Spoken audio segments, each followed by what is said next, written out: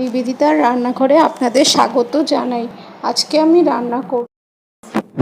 আমি কাঁকরোলগুলো গ্যাসে বসিয়ে দিলাম।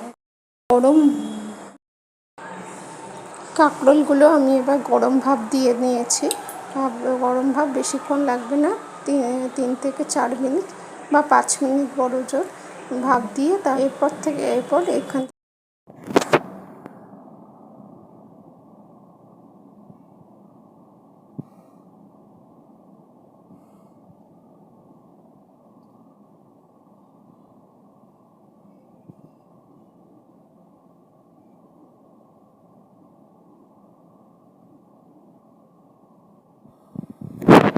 এরকম করে পুরগুলো চামচের সাহায্যে বের করে নিতে হবে।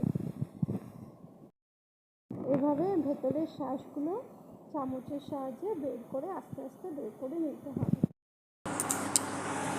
এরপর কড়াইতে তেল গরম, দেখতেই পাচ্ছেন আপনারা হালকা হালকা লাল হয়ে এসছে।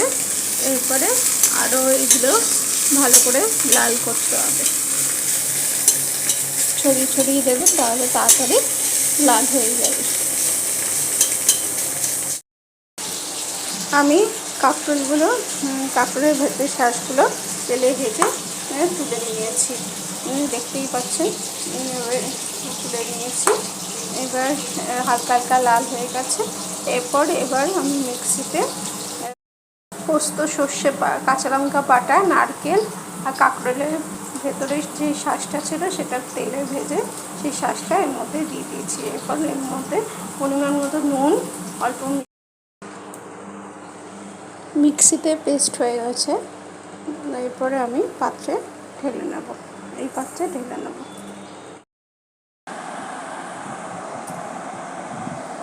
পুরগুলো এইভাবে ভরে নিতে হবে আস্তে আস্তে করে, যাতে এগুলো না ভাঙে। একটা করে আপনাদের দেখিয়ে দিচ্ছি চামচের সাহায্যে কী করে পুরগুলো ভরতে হবে।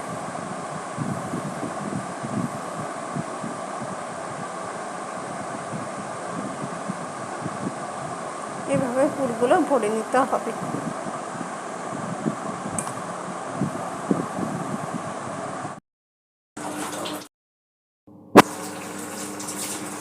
পুরগুলো এবার রেডি করে নিয়েছি কাঁকরোলের ভেতর দিয়ে।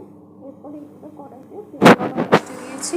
এরপরে এগুলো ভাজবো কড়াইতে।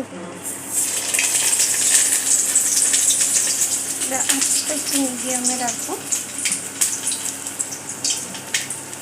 দুটো করে ভেজে তুলে নেব।